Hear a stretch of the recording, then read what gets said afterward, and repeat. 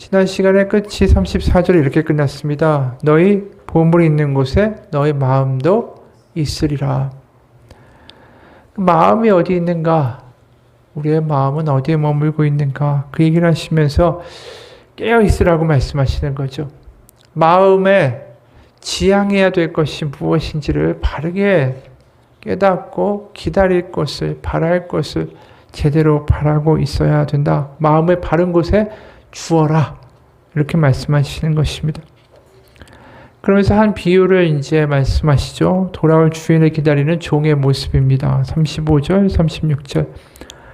허리에 띠를 띠고 등불을 켜고 서 있으라. 너희는 마치 그 주인이 호린집에서 돌아와 문을 두드리면 곧 열어주려고 기다리는 사람과 같이 되라. 허리에 띠를 띈다라는 표현은 뭐냐 하면 당시에 유대인들은 이제 통옷입니다. 그래서 한 번에 머리를 끼고 아래까지 이 무릎 있는 데까지 쭉 내려오는 통짜 옷을 입었어요. 근데 그 옷을 입고 이제 뛰게 되면 제대로 뛸 수가 없죠. 걸리니까 다리가. 그러니까 달리려고 하면 일어서서 빨리 움직이려고 하면 그 옷을 말아 올려가지고 허리띠로 단단하게 묶어야만 합니다. 그래서 여기 허리띠를 띈다라는 표현은 주인이 문을 두드리기만 하면 이 밤중이라도 벌떡 일어나서 뛰어나올 준비가 되어 있는 모습을 말하는 거예요. 그래서 37절에 주인이 와서 깨어있는 것을 보면, 그러니까 문을 두드릴 때 막 달려나오는 그 종의 모습을 보면 그 종들은 복이 있을 것이다. 그러면 주인이 띠를 띠고 그 종들을 자리에 앉히고 나와 수종들이라. 그럼 38절에 주인이 혹 2경이나 3경에 이르러서도 종들이 그렇게 하고 있는 것을 보면 그 종들은 복이 있으리로다. 주인이 심지어 몇 시 도착하느냐? 2경 또는 3경이라고 이야기해요. 이건 9시하고 저녁 12시 또는 12시에서 새벽 3시를 가리키는 말입니다. 이게 얼마나 늦은 시간이에요. 종들이 뭐 하루 종일 문만 바라보고 있겠습니까? 여러 가지 일도 해야 되는 게 종의 삶이죠. 근데 이 밤에 주인이 문을 두드릴 때에 벌떡 일어나서 뛰어나간다. 이 대단하게 기다리고 있는 마음이 드러나는 거 아닙니까? 그런 종들에게는 이미 읽은 것처럼 주인이 띠를 띠고 그 종들을 자리에 앉히고 나와 수종들리라. 종과 주인의 자리가 완전히 바뀌어 있는 거죠. 주인이 거꾸로 허리를 동여매고 그 종들을 만찬자리에서 섬기는 장면을 이야기하는 것입니다. 이 이야기는 뭐냐 하면 마음의 주인을 항상 기다리고 그리고 설레는 마음으로 그렇게 기대하는 마음을 가지고 있는 종들, 그 종들에 대해서 분명히 그 주인은 보답할 거다라는 뜻이에요. 우리가 오늘 이것을 보면서 계속해서 한 가지 어떤 단어가 떠오릅니다. 믿음이 과연 무엇일까라고 생각해 보면 기다림 같아요. 기다림. 임현수 목사님이라고 북한에서 선교 사역을 하다가 이 재미동포인데 수용소에 갇혀서 몇 년을 있었던 목사님이 있습니다. 이분이 이런 글을 썼어요. 고독과 외로움에 시달려 보면 교제할 수 있는 친구가 얼마나 있다는 게 감사한지 알게 된다. 나는 949일 동안 아무와도 말할 수 없는 독방에서 보냈다. 134번의 주일 예배를 혼자 드리면서 말이다. 감옥에서 예배 드릴 때마다 함께 예배하는 성도들이 있는 게 얼마나 축복인지를 절감했다. 또 감옥에 있는 동안 혼자서 3,000끼의 밥을 먹었다.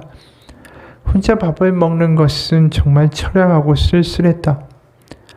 지금은 식탁에 앉아 대화하고 교제할 수 있는 대상이 있다는 게 너무나도 감사한 일이다. 고독과 싸우는 것은 말처럼 쉽지 않았다. 내 경우는 하나님과 대화하는 기쁨을 누릴 줄 알기에 그 시간을 극복할 수 있었지만 하나님을 모르는 사람들이 이기기가 힘들 것이다. 고독한 노인, 외로운 고아, 남편 없는 과부, 이혼한 사람 등 여러 독신자를 보라. 얼마나 힘겨운 인생의 싸움을 하고 있는가. 하지만 고독과 외로움이 내게는 유익이 되었다. 하나님을 가까이 하는데 큰 도움이 되었기 때문이다. 사람들이 없으니까 오히려 하나님과 더 가까워졌다.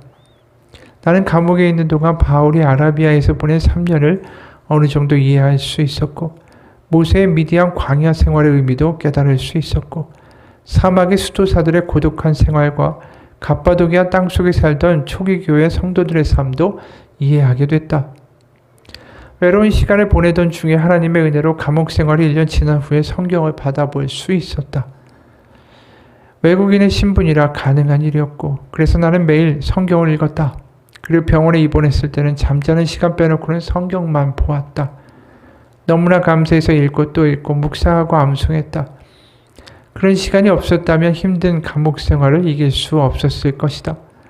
솔직히 목회할 때는 너무 분주하고 설교 준비하느라 바빠서 성경을 많이 못 읽었다.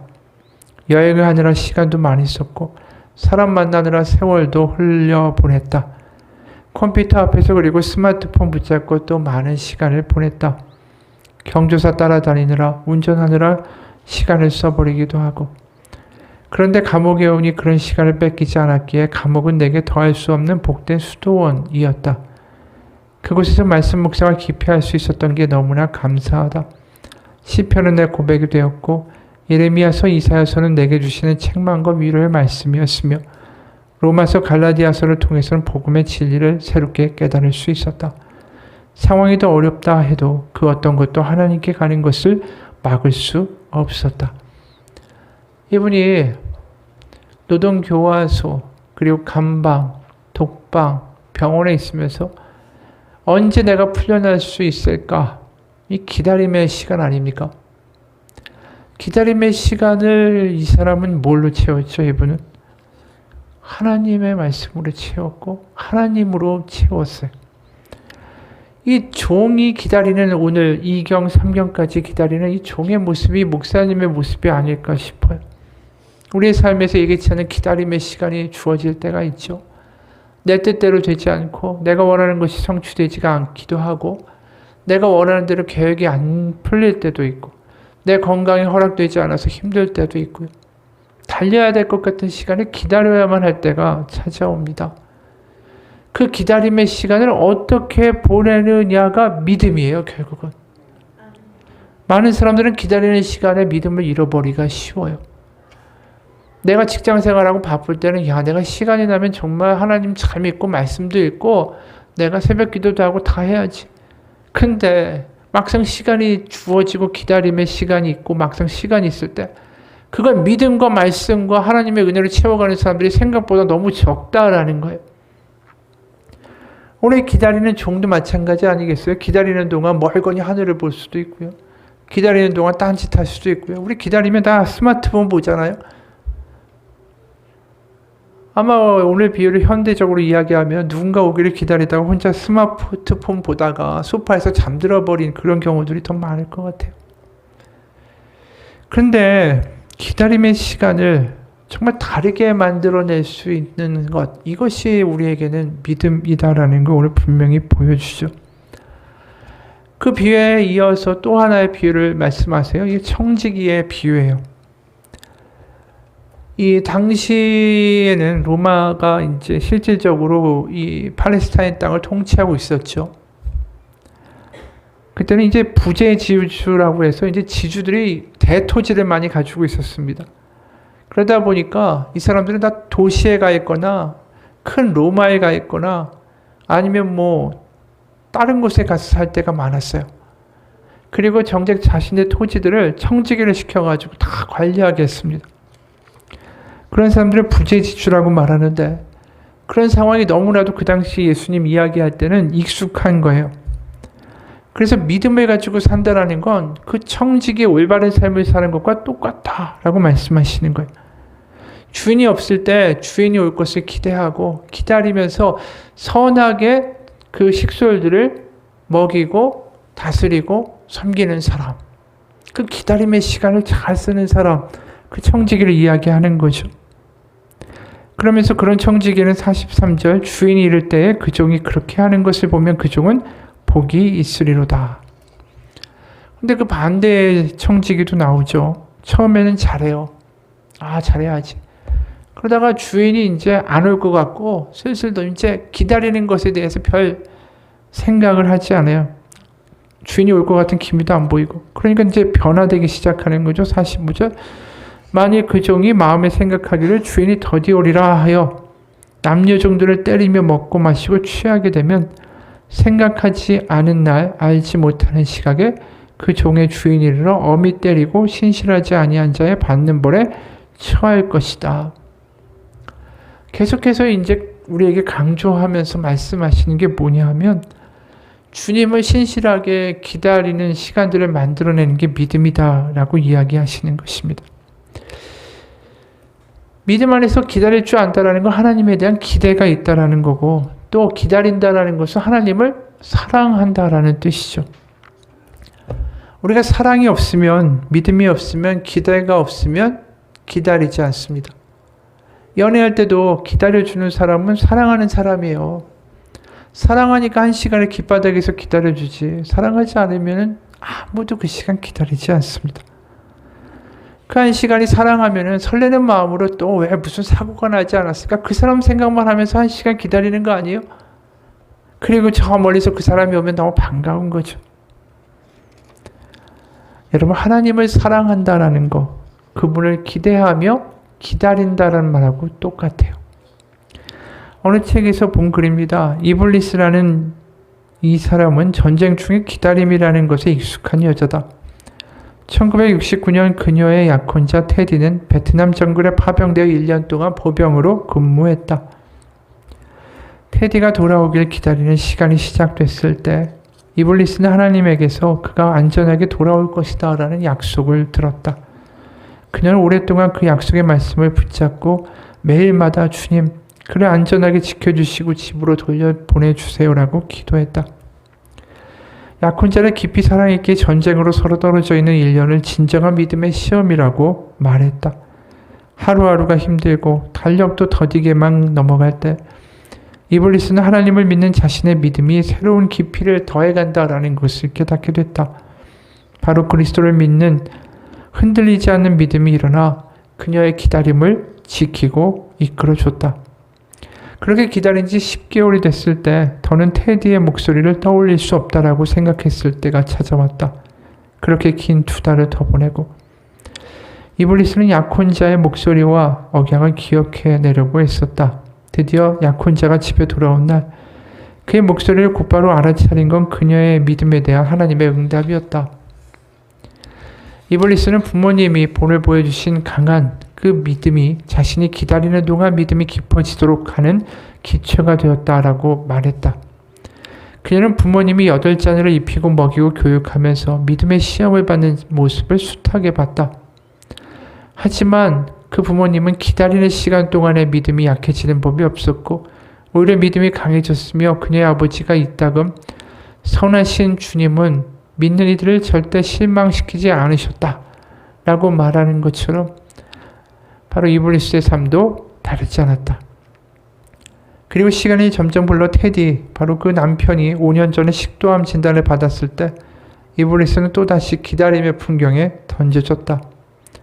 이것은 새로운 전쟁이 되고 이들은 보이지 않지만 끈질긴 적과 숱한 전투를 벌이게 됐다. 남편은 식도암 진단을 받고 수술을 했으며 화학치료도 여러 차례 받았다. 그 후 몇 년 동안 우리가 나눈 모든 대화에서 이블리스는 자신들을 실망시키지 않으실 선하실 주님을 믿는 굳은 믿음을 보여주었다. 의사가 수술 전에 이블리스에게 무슨 말을 하려고 다가왔을 때 그녀는 의사의 두 손을 꼭 잡고 하나님께서 그의 손에 복을 주시기를 기도했다. 의사가 깜짝 놀라며 지금껏 아무도 이렇게 하지 않았어요 라고 말했다. 남편이 13시간에 걸쳐 대수술을 받는 동안 이블리스는 다 자란 4자녀와 함께 대기실에서 기다렸다. 수술하는 내내 그녀 또한 믿음에 굳게 서서 조용히 기도하며 서서 기다렸다. 그녀가 또다시 믿음으로 기다릴 때 하나님께서는 남편을 아주 위험하고 죽음이 어렴풋이 보이는 곳에서 건져 그녀에게 돌려주셨다. 여러분, 믿음이라는 단어와 기다림이라는 단어는 띄워놓고 생각할 수가 없어요. 왜냐하면 우리가 내가 믿음으로 말미암아 모든 것을 하나님께서 다 주신다. 믿음으로 될지어다. 이런 식의 믿음이 존재합니다. 하지만 실제로 그렇게 되는 경우도 있겠죠. 믿음으로 막 기도했더니 하나님 바로 답을 주시는 경우도 있지만 믿음으로 기도한다고 할 때 하나님이 기다려 하실 때도 굉장히 많아요. 그 기다림의 시간을 과연 어떻게 보낼 수 있는가? 그 대표적인 게 아브라함이죠. 아브라함은 하나님의 약속을 받습니다. 창세기 12장에서. 그래서 갈대아 우르라고 불리는 그 당시 최고 문명의 도시를 떠나서 가나안이라고 아무것도 없는 황무한 곳으로 떠나가게 되죠. 그 약속에 우리가 아는 창세기 12장 1절, 2절입니다. 여호와께서 아브라함에게 이르시되 너는 너의 고향과 친척과 아버지의 집을 떠나 내가 너에게 보여줄 땅으로 가라. 내가 너를 큰 민족을 이루고 내게 복을 주어 내 이름을 창대하게 하리니 너는 복이 될지라. 바로 아브라함을 통해서 큰 민족을 이룬다고 하면 아브라함에게 많은 자식이 있어야 될 거 아니에요? 그래야 뭐 큰 민족을 이룰 만한 가능성이 눈앞에 보이는 거죠. 그런데 그 약속이 바로 이루어집니까? 안 이루어지죠. 기다려야 되는 거예요. 기다리는데 자식이 안 생깁니다. 창세기 그래서 15장 2절부터 6절까지 이런 대화가 하나님과 오갑니다. 아브라함이 이르되 주 여호와여 무엇을 내게 주시려 하나이까? 나는 자식이 없사오니 나의 상속자는 이 다메섹 사람 엘리에셀이니이다. 아브라함이 또 이르되 주께서 내게 씨를 주지 아니하셨으니 내 집에서 길린 자가 내 상속자가 될 것이니이다.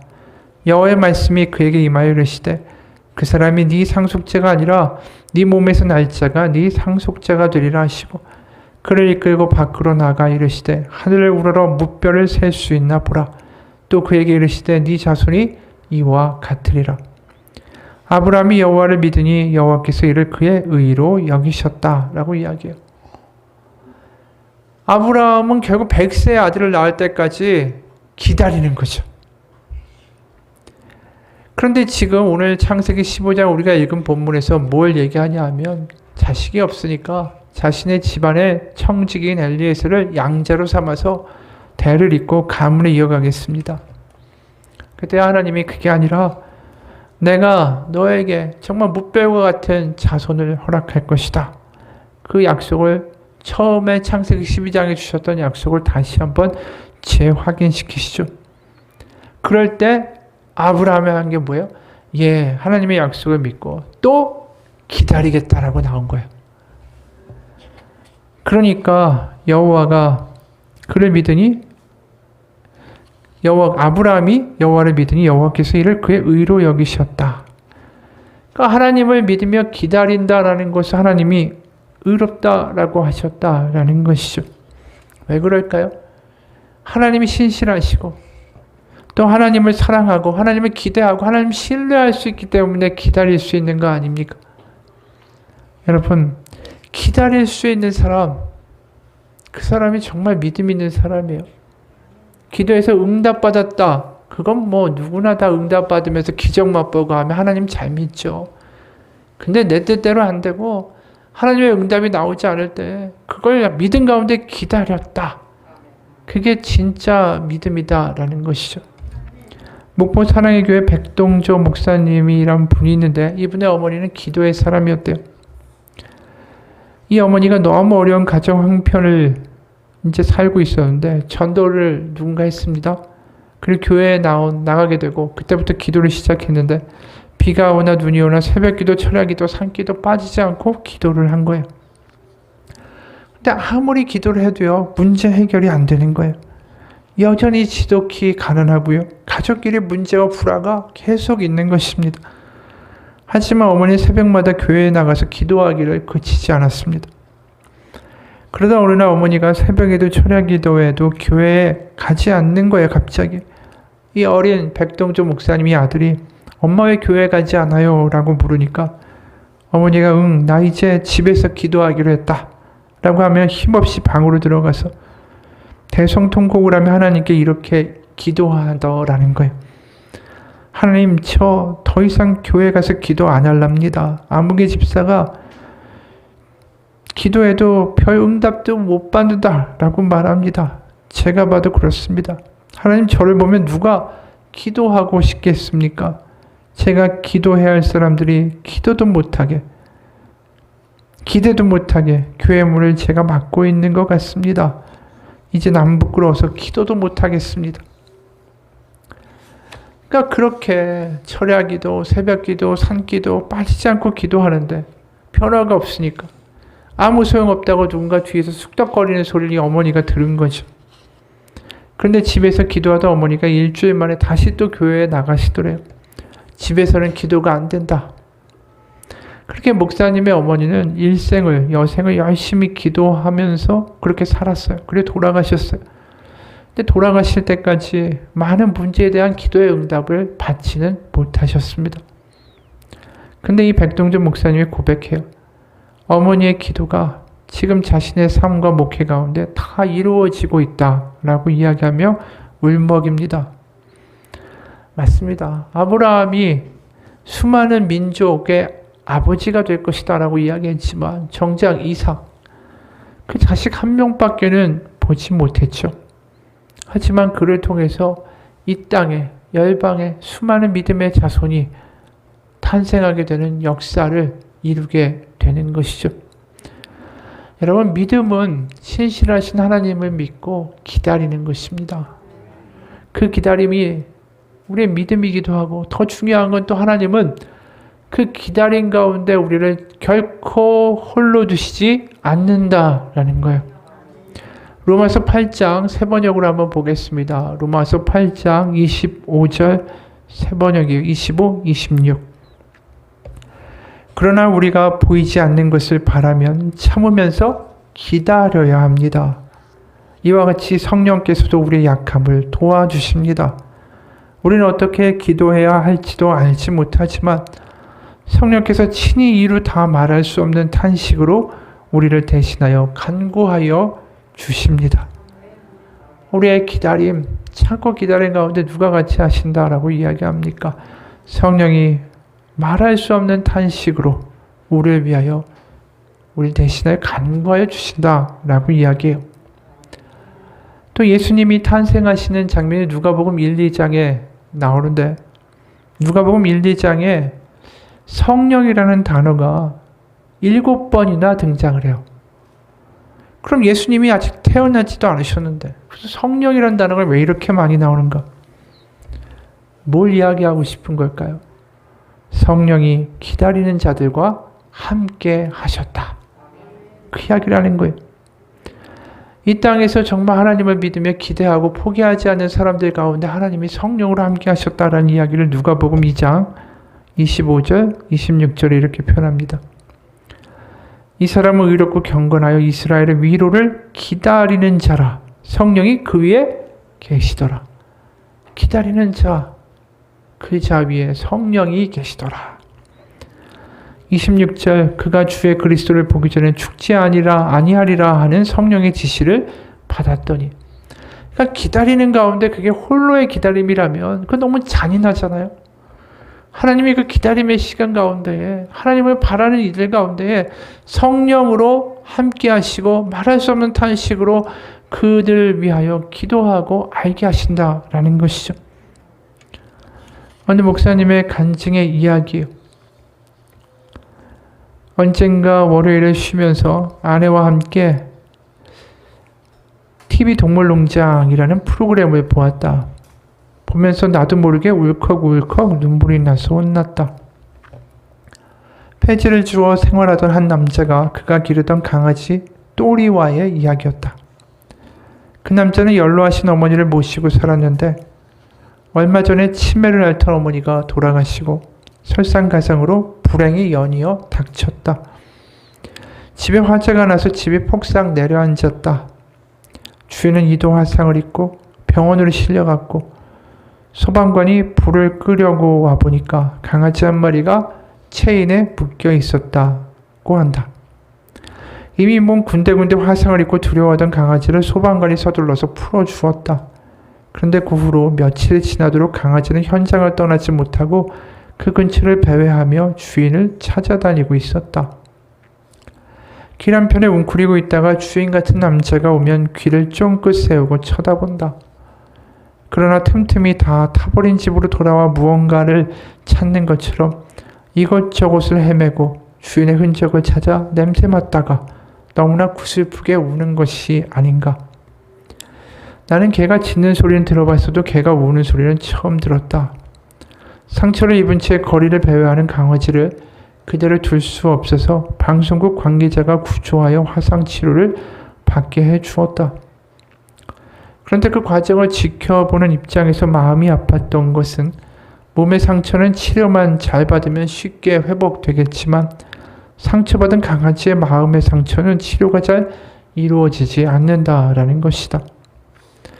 마음의 상처가 커서 밥도 먹지 않고 도움의 손길도 외면하고 있는 강아지의 모습에 너무 마음이 아팠다. 그 강아지를 도와줄 수 있는 사람은 오직 아저씨뿐이었지만 아저씨 역시 화상치료 중이라 외부 출입이 불가능한 상황이었다. 그래서 제작진은 또리라는 이름을 가진 그 강아지에게 주인의 채취를 맡게 해주려고 주인이 쓰던 지갑과 모자를 가져다 주고 주인의 모습을 노트북에 담아 보여주었다. 그리고는 주인의 주인의 목소리를 들려주었다. 또리야, 이리 와 밥 먹자. 그렇지, 또리야 밥 먹어. 이따가 저기 바람 쐬러 가자. 그 정도의 간단한 음성이 담긴 영상이었다. 이런 정도로 깊은 상처를 입은 강아지의 마음이 풀릴까 싶었지만 주인의 목소리가 들리는 순간에 기적이 일어났다. 시리에 빠져 축 처져 있던 강아지가 일어나 밥을 먹는 게 아닌가. 눈으로 보면서도 달라진 강아지의 태도에 믿겨지지 않았다. 어떻게 영상으로 나오는 주인의 말 한마디에 그렇게 금방 회복될 수가 있단 말인가. 그 장면을 보는데 그렇게 눈물이 났다. 다음날 새벽 말씀을 묵상하는데 갑자기 그 강아지의 모습이 스쳐가면서 눈물이 왈칵 쏟아졌다. 저게 내 모습이구나. 저게 내 모습이어야만 하는구나. 여러분, 우리가 하나님에 대한 기다림이 있습니까? 우리의 일이 좀 안 되고 우리 뜻대로 되는 것이 없다 할지라도 하나님을 기다리는 애타는 사랑과 설레임이 우리 가운데 있습니까? 그게 없으면 우리는 기도하지 않습니다. 기다리는 시간 가운데 점점 하나님의 말씀도 들리지도 않고 기도도 되지 않고 기대도 되지 않고 그것은 믿음을 잃어가고 있다라는 증거죠. 진짜 믿음은 기다릴 때 드러나기 때문입니다. 마이클 니콜스가 쓴 대화의 심리학이라는 책에서 사람의 말수가 줄어드는 이유가 이거다라고 이야기해요. 사람들의 말수가 적어지는 이유는 할 말이 없어서가 아니라 상대가 내 말에 관심이 없다고 생각하기 때문이다. 과묵함은 성격이 아니라 과거의 인간관계 속에서 기대가 무너져 생긴 습관이다. 우리가 기도하지 않고 그렇게 살아가게 되는 이유도 뭘까요? 하나님이 안 듣는 것 같다. 하나님이 관심 없는 것 같다. 그러니까 기도 안 하게 되죠. 기다림이 사라지니까 기대도 안 하게 되고 그러니까 기도도 안 하게 되는 거죠. 여러분, 우리가 말할 수 없는 어려움에 있을 때 여전히 성령님은 말할 수 없는 탄식으로 우리를 위하여 지금도 기도하고 계십니다. 그게 하나님의 마음이란 뜻이에요. 성령은 바로 하나님의 마음입니다. 우리가 어렵고 힘들 때, 그래도 하나님 바라보려고 애쓸 때, 그래도 기다리려고 애쓸 때, 기대를 가지려고 애쓸 때, 그때 하나님은 분명히 우리 가운데 들려주실 것을 믿습니다. 내가 여기 너와 함께 있다. 내가 너의 어려움도 알고 너의 고통도 알고 너의 아픔도 안다라고 말입니다. 그리고 십자가는 우리 가운데 분명한 이야기를 하죠. 네가 어느 곳에 있든지 그 어떤 곳이 바로 내가 있는 곳이다. 바로 십자가 예수님은 우리 가운데 보여주십니다. 우리가 기다림을 포기하고 기다림의 시간을 엉망으로 만들어가는 것, 그것만큼 우리의 삶에서 가장 비극적인 일이 없어요. 믿음의 위인들은 기다림의 시간을 기대와 설레임과 사랑과 고백의 시간으로 만들어갑니다. 그 기다림의 시간이 길지라도 믿음으로 이겨내는 사람들이 나중에 놀라운 하나님의 역사를 간증하는 거예요. 우리는 하나님이 놀랍게 여겨주시고 이루어진 역사와 능력과 기적과 결과만을 보지만 그 사람들이 그것을 이루기까지의 믿음의 기다림의 시간이 얼마나 길었는지 몰라요. 우린 요셉이 총리가 돼서 승승장구한 것만 보지만 그 아래에 감추어진 놀라운 기다림의 시간이 있었다라는 것을 우리가 보지 못합니다. 우리의 자녀가 요셉과 같이 되게 해주세요. 요셉과 같이 성공하게 해주시고 하나님의 사람이 되게 해주십시오라고 말은 하지만 믿음 가운데 그래도 하나님을 기억하며 기다리는 요셉과 같은 사람이 되게 해달라고는 기도하지 않는다라는 거예요. 여러분, 지금 우리의 삶이 어렵습니다. 아마 기다리는 시간이 될지도 모르겠어요. 이 기다림의 시간을 하나님을 기대하고 설레하며 목말라하는 은혜의 시간으로 만들어 가시는 복이 있으시기를 주님의 이름으로 축원합니다. 같이 기도하겠습니다. 하나님, 기다림의 시간을 너무나도 낭비하며 스마트폰을 보고 TV를 보고 멀거니 인터넷을 뒤지고 쓸데없는 이야기와 공상을 하며 아무것도 기대하지 않는 그렇게 시간을 낭비하는, 그래서 어떤 하나님의 능력과 하나님의 응답도 맛보지 못하는 바보 같은 인생이 아니라 우리의 기다림의 시간 가운데 하나님의 말씀을 곱씹으며 하나님을 기다리며 하나님의 음성을 목말라 하는 이 강아지처럼 아버지와 주인의 음성을 듣고자 하는 그 강아지의 모습처럼 하나님만 바라보며 기도하며 갈망하며 나아갈 때에 우리 아버지 되신 하나님께서 어찌 그 얼굴을 외면하고 어찌 그 기도를 모른다 하며 그 기도를 무시하실 것입니까? 우리의 기다림의 시간이 하나님의 능력의 시간이 되게 도와주시고 우리의 기다림이 하나님의 믿음이 더 깊어지는 시간 되게 도와주시고 우리의 기다림이 놀라운 하나님의 은혜와 기적을 맛보게 되는 씨를 뿌리는 시간이 되게 하여 주옵소서. 기다림의 시간을 믿음 가운데 만들어내지 못하면 나중에 하나님의 놀라운 응답이 와도 하나님의 놀라운 기적으로 만들어내지 못합니다. 지금 믿음이 있어야 됩니다. 지금 기다림의 시간을 믿음으로 만들 수 있는 사람이 나중에 하나님의 놀라운 일을 하는 데 있어서 믿음으로 살아가는 사람이 될 거라고 믿습니다. 오늘의 기다림 가운데 온전하게 살아갈 수 있는 우리가 되게 하여 주시고 우리의 기다림과 갈망 가운데 말할 수 없는 탄식으로 우리 가운데 가까이 오시는 성령의 역사를 경험하며 살아가는 우리의 삶이 되게 도와 주옵소서. 예수님 이름 받들어 기도합니다. 아멘.